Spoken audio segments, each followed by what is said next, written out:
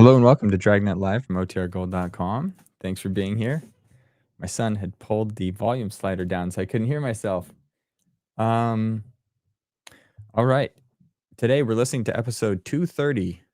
In today's episode, where Detective Sergeant assigned a homicide detail. A young girl has been found in a cheap hotel room, apparently an attempted suicide. There's reason to suspect foul play. Our job is to investigate. If this is your first stream, we're here every Monday, Wednesday, and Friday listening to one episode of Dragnet until we listen to all 310 episodes currently available. As I mentioned, today's episode 230, and today's episode originally aired January 12th, 1954. Let's see what happened this month. Elvis records his second demo, January 4th, 1954.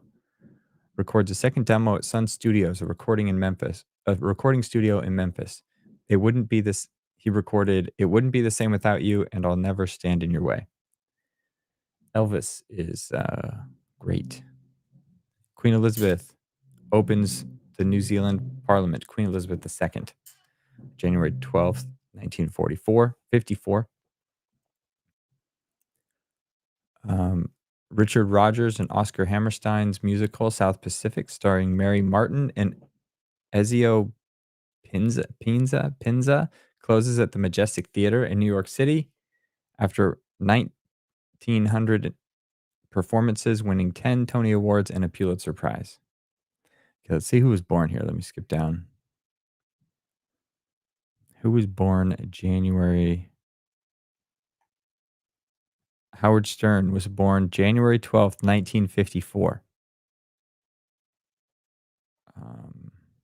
He appears to be the most famous person born that month. Okay. See if we got any others. Oprah Winfrey was born January 29th, 1954 in Mississippi. For those in Mississippi, it's Kosciusko.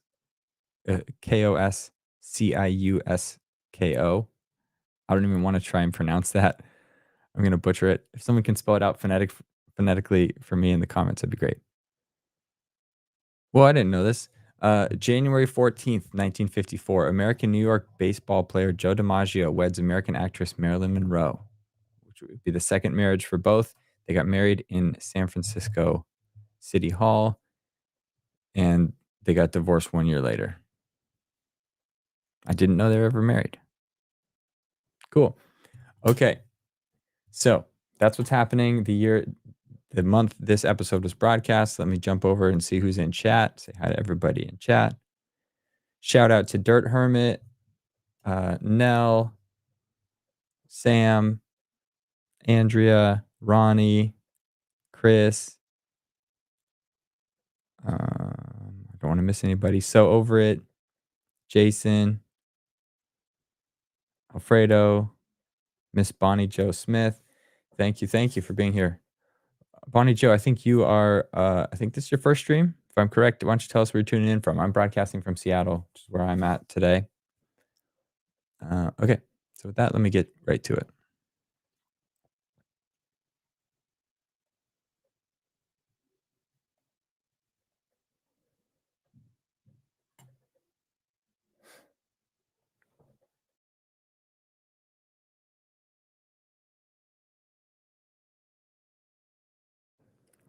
Here is episode 230, The Big Switch.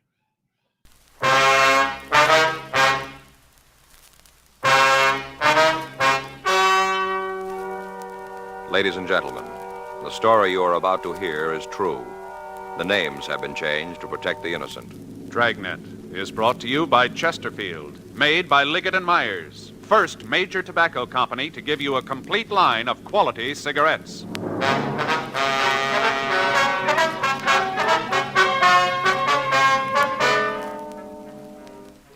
You're a detective sergeant. You're assigned a homicide detail. A young girl has been found in a cheap hotel room, apparently an attempted suicide. There's reason to suspect foul play. Your job, investigate. To sell a product, you have to make it good and keep it good. What do the latest reports show about Chesterfield? Well, our research laboratory has compared it with the leading cigarettes in the country. Chesterfield is highest in quality, low in nicotine. Another good reason why thousands of people are changing to Chesterfield every day. Smoke America's most popular two-way cigarette. Regular or king size, you'll find Chesterfield really mild, really satisfying. Best for you.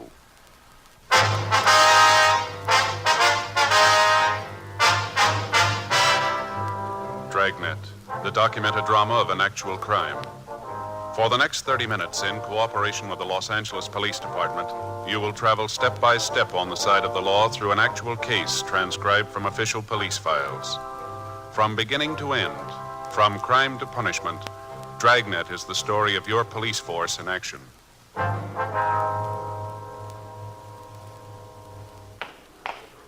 It was Thursday, November 19th. It was warm in Los Angeles. We were working the day watch out of homicide detail. My partner's Frank Smith. The boss is Captain Lorman. My name's Friday. We'd just gotten a call from Georgia Street Receiving Hospital, and it was 9:46 a.m. when we got to the second floor. The treatment room. Yes? We'd like to see Dr. Hall, please. Come in, Joe. Joe, Frank? Hi, Doc. Yeah. How's she doing? Well, not sure yet. Just finished the transfusion. And when you gonna know? We think she's going to live, but there's no way of telling right now how much damage has been done to the brain tissue. Mm-hmm. Bad bruise on her face. Must have received a bad blow. Might have gotten it when she fell. Mm-hmm. Let's go outside, huh? I can use a smoke. Okay. Well, if there's any change, I'll be out in the hall. All right, Doctor. You got a cigarette? I'm fresh out.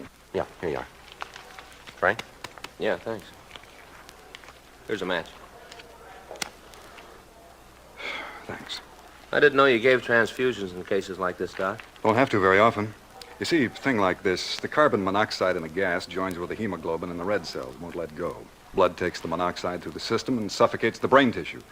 We've given her some choramine, helps speed up the heart action. The way it looks, she's got a good chance of living, but we won't know how bad it really is until later. It's a rough one, isn't it? You find out who she is? Well, according to the stuff we found in her wallet, her name's Mona Fenton. Another thing that doesn't make much sense, Doc. She registered into the hotel as Mrs. John Norris. Near as we can find out, she wasn't married. How'd you come up with that?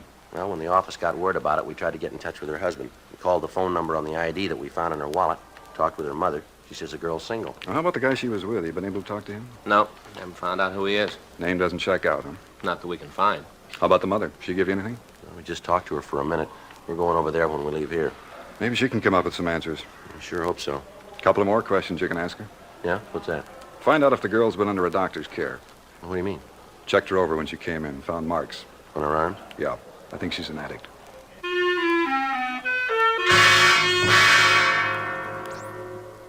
At 8:30 a.m. that morning, a guest in a small hotel on Grand Avenue had thought that he detected the odor of gas in the halls of the building. He notified the desk clerk, and together they conducted a search of the premises. Finally, they ascertained that the escaping gas was coming from a room on the third floor of the hotel. When the desk clerk got no answer to his calls, he used a passkey to open the door. Sprawled across the bed was a girl who appeared to be in her early 20s. The gas heater in the room had been turned on full, and the windows were closed, locked and stuffed with pieces of torn sheets to keep the fumes in the room. The quick action of the desk clerk had undoubtedly saved the girl's life. While the hotel guest called an ambulance, the clerk turned off the gas, opened the windows, and administered artificial respiration to the girl until the ambulance crew arrived. As an attempted suicide, the homicide detail had to make an investigation, and Frank and I were assigned to the case. After we talked to Doc Hall at Georgia Street Receiving Hospital, we drove down to the hotel where the girl had been found. Right in here. Anybody been in this room since the other officers left? No, sir. Told me to lock it until you could see it. All right, sir. Now, this is just the way you found it, is that right? Well, yes, of course, the gas is turned off, and I opened the windows, but everything else is the same. I see. From what you said on the phone, she came in last night, is that right? Yes, sir. At least that's what the registration book says. They checked in at 10:15. Did you take care of him? No, I was out to dinner when they got here. Who checked them in? Jeff Christensen. Is he around? No, not right now. He'll probably be back tonight. You know where we can find him? I don't know. See, Jeff got paid last night. Got his week's wages. Last I saw him, he was on his way out on the town with some of his friends. Jeff goes out on the town. Maybe we don't see him a couple of days. I see. But you figure he'll be back tonight, huh? Oh, yes. Jeff only worked a couple of days last week, so he ain't gonna go on much of the town. Mm-hmm. Did you see the man Miss Fenton came in with? No, I didn't. You were already in the room when I got back from dinner. I checked the book. I got the money from Jeff before I left. The man must have gone out sometime early this morning. I guess I was asleep. My room's just back of the desk. Fella must have got out while I was asleep. I see. Did you get any calls from the room at all? Not a one. Like I told those uniformed officers we here, I didn't see 'em at all, not a people. Matter of fact, I was thinking how nice and quiet they were. But the way the room looks, they sure must have had some sort of argument. Yes, sir. Would you know if they brought any baggage with them? Matter of fact, I know they didn't. Sure looks like they did some heavy drinking, don't it? Mm-hmm. Yeah. Glasses, that bottle's almost empty. Yeah. I'd rather you wouldn't touch the bottle. Oh, yeah, well, I won't. Say, you talked to the girls' people yet? No, sir, we haven't. But you're planning to see 'em, aren't you? Yes, sir. Yeah, I wonder if you'd do me a favor. You know when you see a people? Yes, sir. What's that? Well, I don't much mind the dirty glasses and having to straighten the room up. That's all part of the hotel business. But I wish you'd say something about the torn sheets.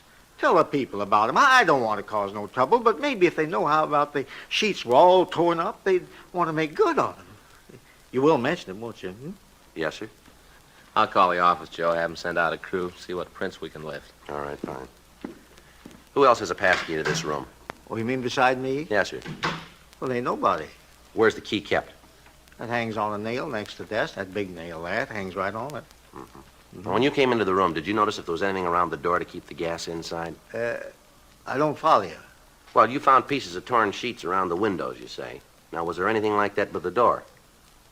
Oh, yes, I'm with you now, yeah. Now, let me think. As I remember, no, there wasn't nothing there, just around the windows. Mm-hmm. Was the key in the lock when you came up here? You mean inside the room? Yes, sir, that's right. No. The reason I know that for sure is that I looked through the keyhole, tried to see what was in the room. No, sir, the key wasn't in. Of course, that don't mean nothing. Sir? Well, only a couple of the rooms have keys anyway. We don't use them anymore. You mean you don't lock the doors? Sure, we lock the doors. We got them all locked all the time. This is a respectable hotel. Of course we lock the doors. But not with those keys. We got those other locks on the doors. Oh, I see. You see, yeah, see that? Sort of like Yale locks. That kind, you know. That's what locks the doors, not the other keys. Yes, I see. Of course we lock the doors. Yes, sir. The locks catch when the door is closed, though. Is that right? Yep, locks them tight. I got in touch with Lee Jones, Joe. He sent a crew right over. Good. I checked with Doc Hall. How's the girl? Well, she's coming along. Doc says she's doing better. Oh, these fellas that you're going to have roaming around here, what's this all about? There's something wrong? We're not sure yet, sir. Oh, dear, it always happens like this, don't it? What's that, sir? I try to run a respectable place. Goodness knows I do. I keep it right up to date. There's good service, and something like this happens. There was no reason for that girl to do a thing like this, not in my hotel. Now you cops come in here. Cops going to be all over the place. Tenants aren't going to like it. They ain't going to like it at all. Just because of that girl. Why'd she have to come in here and do a thing like this? Why'd she have to do it at all, sir?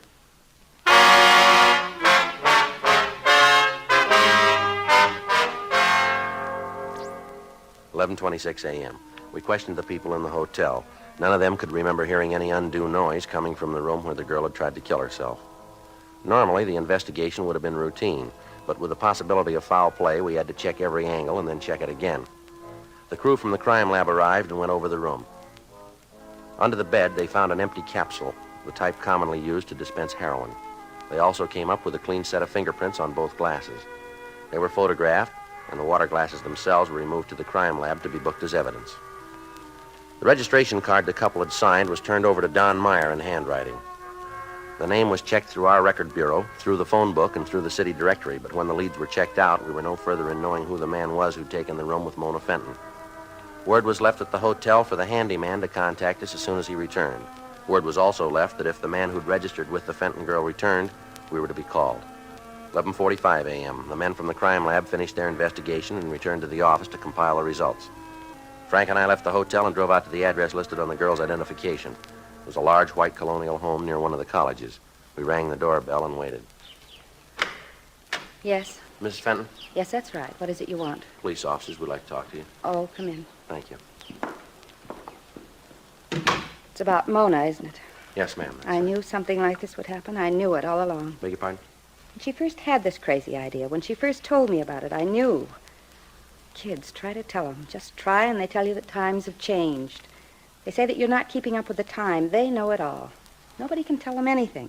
Well, what idea is this, Mrs. Fenton? When she wanted to quit school and take the job in that drive-in restaurant, the most ridiculous thing I ever heard of. But nobody could talk her out of it. Lord knows I tried. I knew something like this would happen. I just knew it. Yes, ma'am. Do you know any reason why your daughter might want to take her own life? Are you a policeman, too? Yes, ma'am. I'm Frank Smith. This is my partner, Joe Friday. How do you do? How are you, ma'am? Do you know any reason why your daughter might want to kill herself? It's a little hard to say, Mr. Friday. What's that? Mona and I had quite an argument about her leaving school. It was one of those silly things that starts and gets all out of hand, you know. We both have pride, and neither one of us was going to back down. Mm-hmm. I haven't seen Mona to talk to for over a month. Does she live here, ma'am? Yes, she does, Mr. Smith. But there's an outside entrance to her room. She comes and goes as she pleases. Doesn't eat her meals here, so I hardly ever see her. Mm-hmm. Do you know if she's been under a doctor's care? No, I don't think so. Why do you ask that? Well, is your daughter a diabetic? No, she isn't, Mr. Friday. Why all these questions about Mona and a doctor? What are you trying to find out? Does your daughter have any special boyfriends, Mrs. Fenton? She did have. Who was that? Richard Burdick, nice boy. Mona and he were planning to get married when they got out of school. Then, along with everything else, that just blew up. Everything seemed to go all at the same time. Did your daughter have any trouble with this Burdick? No, nothing you could call real trouble. It's just that they agreed to disagree. It was Mona's idea. Richard didn't want anything to change. He was very much in love with her. Uh-huh. Does he know about this? I don't think so, Miss Fenton. We haven't told him. I don't know what he's going to do when he hears about it. It's going to hit him awfully hard. He's the sensitive type. Does your daughter have any close friends that she might confide in? I suppose she does. She's talked about some of the girls where she worked. Would you give us their names, please?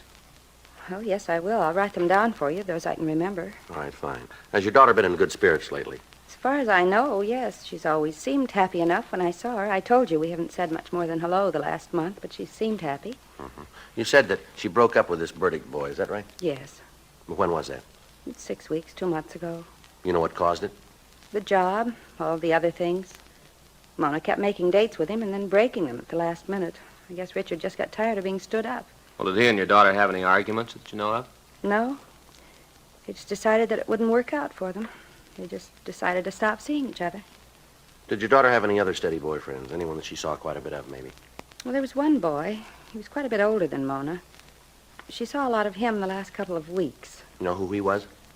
No, I never met him. I only saw him once. What if you could describe him for us? No, I'm afraid I can't. He drove by for Mona one night, going to pick her up for a date. Parked out in front and honked the horn. I see. I went to the front door to tell him to come in. Mona wasn't ready yet, but he wouldn't. Just sat out there and waited. I didn't get a good look at him. Could you describe the car for us? Not good. It was one of those foreign cars, a convertible. I think it might have been a Jaguar. I'm not sure about that, though. But you're sure it wasn't an American automobile? Yes, I'm sure about that. All right. How about the color of the car? Can you tell us that? It was awfully dark out there. I'm not sure. I'd rather not say, officer, if I can't be sure. You understand that. I wouldn't want to tell you something and then have it turn out to be wrong. You can understand that, can't you? Yes, ma'am, of course. Did you see Mona this morning? Yes, we did. Is she all right? They think so, yes. Aren't you sure? Well, when we talked to the doctor, they were doing everything they could. They seemed to think that she was going to be all right. Thank God. It's so hard, Mr. Friday, to know that your child is sick, that she tried to kill herself, to want to go to her and not be able to. It's so hard. Try to take it easy if you can, Miss Fenton. If you'll just give us the names of the girls that she might know, we'll be on our way. Yes, I'll write them for you. Thank you. Excuse me? Shirley? Hello? Yes, it is. What? Yes, they're here. Just a moment. It's for you. I'll get it, Joe. I'll get those names for you, Mr. Friday. All right, fine. Did your daughter ever refer to this man in the foreign car by name? No, I don't think she did. All I know is that whenever she went out with him, it was the big date of the bunch. How often did she see him? Maybe a couple of times a week. Might have been more. I had no way of knowing what she was doing. She kept pretty much to herself when she met him, but I could tell he was the big thing in her life. He was it. Joe? Yeah. See a minute? Yes, excuse me, Miss Fenton. I'll finish this list. Thank you. Call was from Jack Smyers at the office. Yeah. Just removed her to the general hospital. Yeah. She had a relapse. They don't think she's going to live.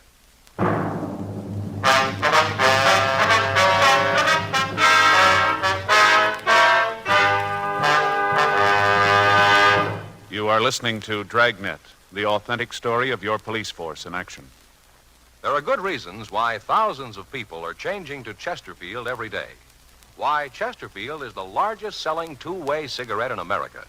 Why Chesterfield is best for me and best for you. People these days want facts. When you want people to use your product, you have to tell them what effect it has on people who do use it regularly. That's why a doctor has examined for almost 2 years a large group of Chesterfield smokers. 45% of them have, on the average, been smoking Chesterfields for well over 10 years. What is the effect on these people from smoking Chesterfield? No adverse effects to the nose, throat, and sinuses, says the doctor. Consider Chesterfield's record with these smokers, with millions of other smokers throughout America. Another good reason for you to change to Chesterfield. Regular or king size, Chesterfield is best for me, best for you.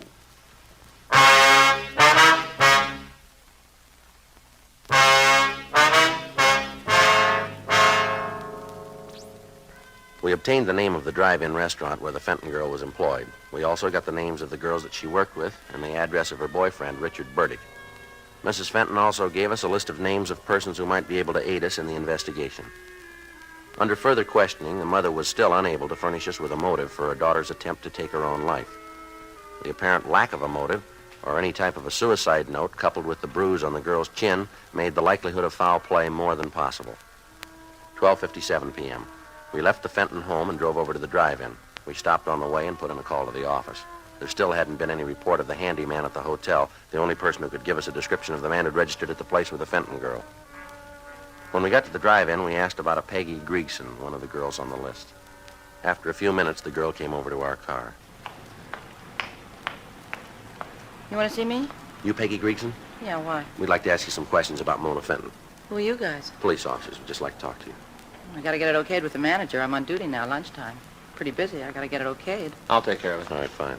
I'll check with the manager, Joe. Right. Hope this isn't gonna take long. I got a couple of customers waiting for orders. My partner will take care of it. Well, ain't the manager knowing that worries me. It's the tips they're gonna leave. Make what I do, and the tips are important. Yes, ma'am. What's all this about Mona, anyway? What are the cops after her for? Well, she tried to kill herself this morning. Mona? Yeah. Why? Why'd you do a thing like that? Well, we thought maybe you could help us there. Why, me? I haven't got anything to do with it. Well, we understand you were pretty friendly with her. Oh, sure, I was a friend of Mona's, but I don't know anything about no suicide. I don't know anything about it, and I don't want to. Do you know any reason she might try to take her own life? Not a reason in the world. Not Mona. Do you know if she was under a doctor's care for any reason? No. I mean, I don't know. She didn't say anything about it, never said a word. Was she? Well, that's what we're trying to find out. Can you think of any enemies she had? Anybody who might have wanted to hurt her? How far is this going to go? Well, how do you mean, miss? I mean, who's going to hear about this? Who's going to hear the answers I'm going to give you? Well, no one. Now, what do you got for us? Well, I'll give you this for free. If anything happened to Mona, you go talk to Dick Burdick. Talk to him. He'll be able to tell you. Why'd you say that? Because it's true. No other reason. He's a real bum. You ask me, I think there's something wrong with him. You know, in the head. Well, do you have any reason to say that? All the reason in the world. Poor girl, this bum all the time coming around giving her trouble. All the time telling her how he's going to kill her and anybody that comes near her. Burdick said that to Miss Fenton, did he? Half a dozen times. Wasn't more than a week ago.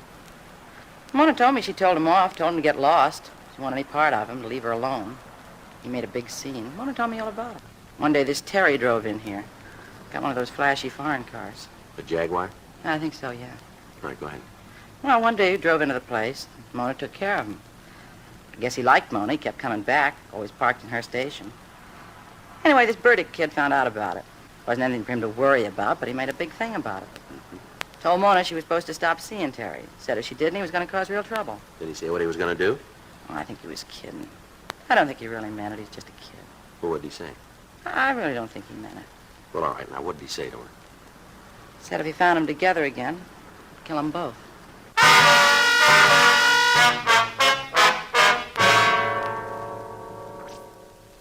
We talked to the other girls in the drive-in.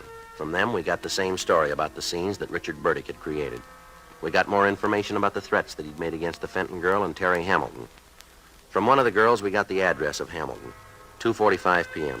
We left the drive-in and drove over to the address of the girl's boyfriend, Richard Burdick. We talked to the landlady. She told us that the Burdick boy had regular habits. He paid his rent on time. He never had any visitors.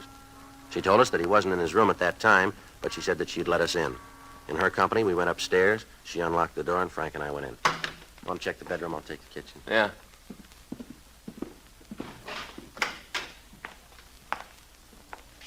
There's nothing out there. How'd you do? Well, looks like we're a little late. What? His clothes are gone. We checked the room further.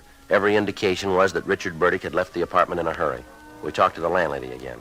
She could give us no reason for his disappearance. She gave us the name of his employer. We put in a call to them, but they told us that Burdick had failed to show up for work that day. 4:15 p.m. We put in a call to the hotel on Grand Avenue, but the handyman still hadn't returned and there'd been no word from him. We went back to the office and checked the name Richard Burdick through R&I, but we found no criminal record for anybody answering his description.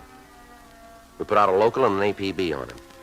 At 4:39 p.m., we got a call from General Hospital telling us that the Fenton girl had regained consciousness and that we could talk to her. Frank and I left the office and traveled Code 2 out to the hospital. The doctor on duty told us that the girl was out of danger, but that she was very weak. He asked us not to get her excited, and he led us into her room. Miss Fenton? Yes, who are you? Police officers. Why can't you leave me alone? Go away. Just a couple of questions we'd like to ask you. I don't want to talk to anybody. Why didn't you leave things the way they were? Why didn't you leave me alone? Well, you had a lot of people worried, miss. No reason for it. Be better all the way around if things had happened the way I planned them. And you did try to kill yourself. Yes. Who was with you in that hotel room? You mean Mr. Morris? Yeah. It was Terry. It was always Terry. He was going to marry me, then he didn't. He said he would, and he didn't. That why you did what you did? Yes. You use narcotics, Miss Fenton? Hmm? You use narcotics? Yes, that was Terry's idea, too. I think that's all he wanted with me, just to get me hooked so I'd have to do what he said. I think that was the reason. How about this Richard Burdick? What about him? Do you have anything to do with you deciding to take your own life? In a lot of ways. The biggest mistake I ever made was leaving Richard.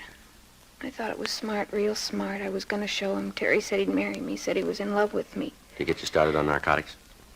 Yeah. At first it wasn't so bad. I loved him, really I did. Then when I had to have the fixes, he changed. Told me he couldn't give it to me anymore, that I was going to have to pay for it. I tried to tell him that I loved him, that I wanted to be with him. That's why I went to the hotel to talk it over. Try to come to an understanding, some kind of an understanding. Mm-hmm. He said that he didn't want to have anything to do with me, that he wanted no part of me anymore. Said that I was going to have to pay for the H from now on. I didn't have any way to pay for it. He said it wasn't any of his business. Is he a user? Yes. It's all so stupid, all so stupid. Ma'am? The whole thing, I had it real good all the way around. And then I went ahead and ruined everything, tore it all down. Even if I'd have killed myself, it would have been no answer. Not the right answer, anyway. I know that. I know it real well. All right. Can you tell us where we can find this Terry? You bet I can. I want to see him feel like I do. I want him to know what it's like. Will you be willing to meet with him? Make a buy of narcotics for us? You name the time, I'll be there.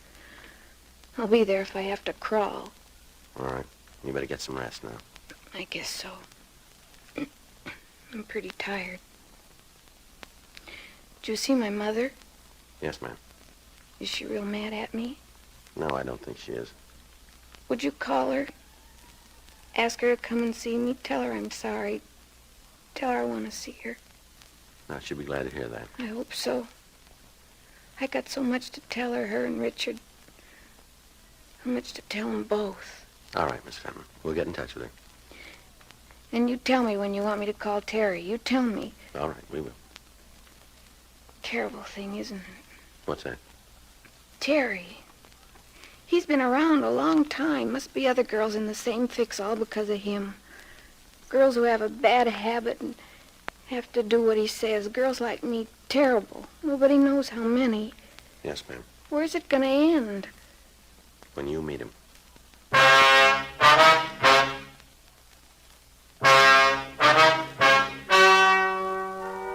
the story you have just heard is true. The names were changed to protect the innocent.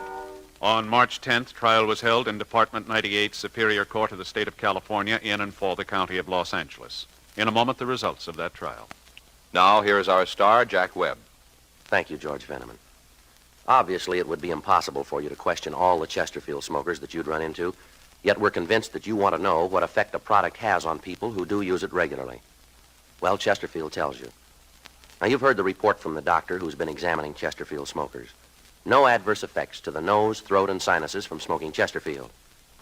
I think it would make good sense for you to change to Chesterfield today. Smoke America's most popular two-way cigarette. Regular or king size. You'll find Chesterfield's best for you.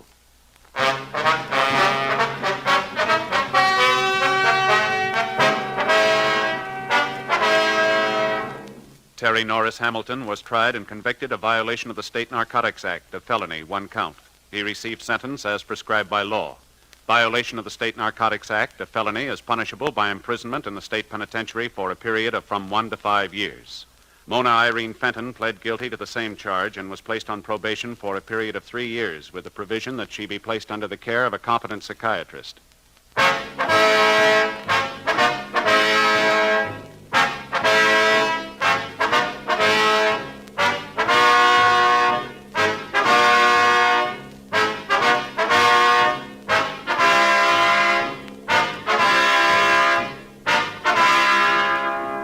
You have just heard Dragnet, a series of authentic cases from official files. Technical advice comes from the Office of Chief of Police W.H. Parker, Los Angeles Police Department. Technical advisors, Captain Jack Donahoe, Sergeant Marty Wynn, Sergeant Vance Brasher. Heard tonight were Ben Alexander, Vic Rodman, Virginia Gregg, Gene Tatum. Script by John Robinson. Music by Walter Schumann. Hal Gibney speaking. Watch an entirely different Dragnet case history each week on your local NBC television station. Please check your newspapers for the day and time. Chesterfield has brought you Dragnet, transcribed from Los Angeles.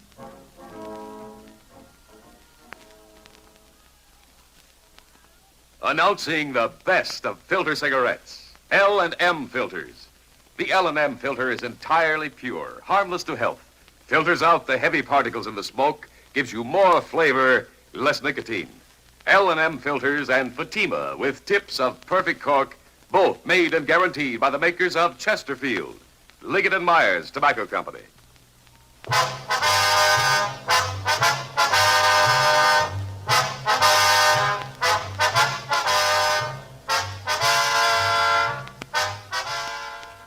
Hear John Cameron Swayze and the news next on the NBC Radio Network.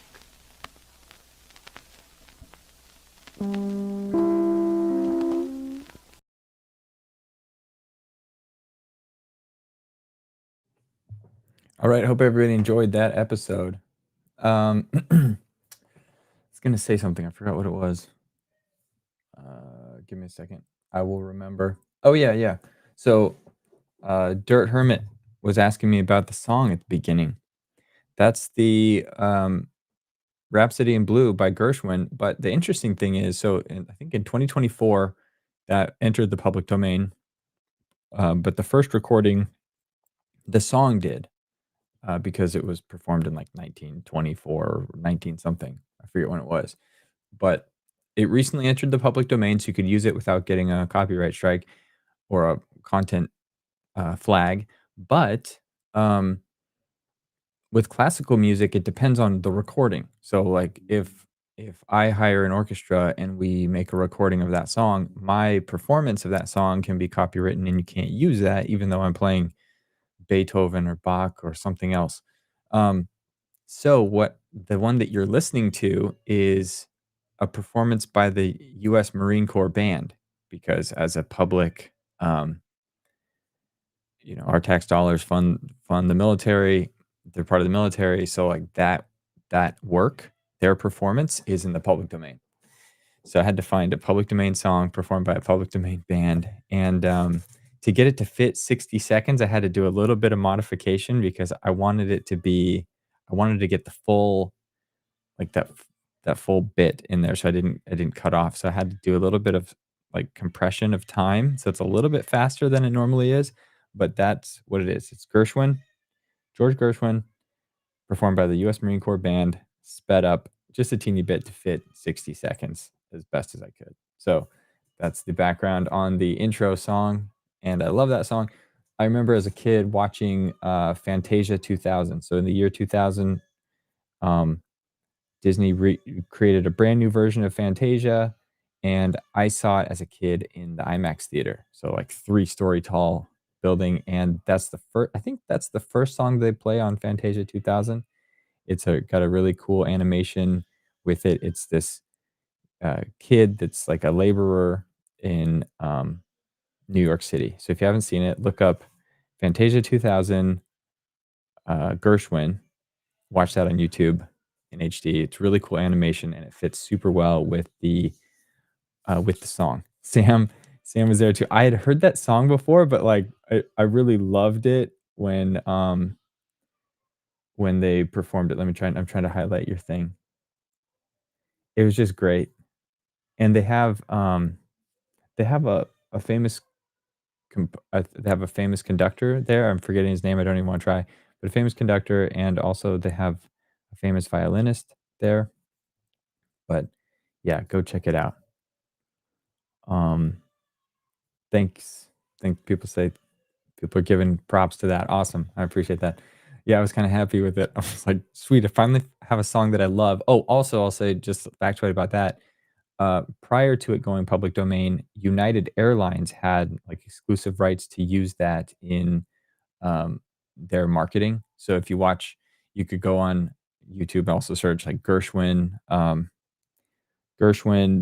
United Airlines commercials or Rhapsody in Blue airline commercials, and you'll see that like it fit really well. They're just talking about takeoff and stuff, but it was kind of used exclusively for them, but now anybody can use it. So, if you haven't already found it, I'll go find like a high quality version of that Disney one, and I'll drop it in the community chat or in the community as a community post. So keep an eye out for that. But thank you, thank you. Oh, also shout out to Life with Roscoe for the super chat, first one of this channel. So awesome. No, actually, no, it's not. Nell, I think dropped one already a couple streams ago, but regardless, thank you, thank you, thank you. I appreciate that very much. Tonight we're doing it's the third Wednesday of the month, so we're doing our Members Choice live stream. So for those that are new on this channel, Members Choice, I ask channel members for a recommendation. It used to be members only, but then the channel members are so generous and they're fantastic that they said, no, let's open it up to everybody. But the member benefit is you get to choose. So tonight's member's choice is by Life with Roscoe. He's picked The Man Who Thought He Was Edward G. Robinson, a suspense episode from 1946. So right around the same time. We're going to listen to that tonight. Tune in 6 p.m. Pacific for that. Hope to see you then. Until then, be good, be safe, be happy. Ciao.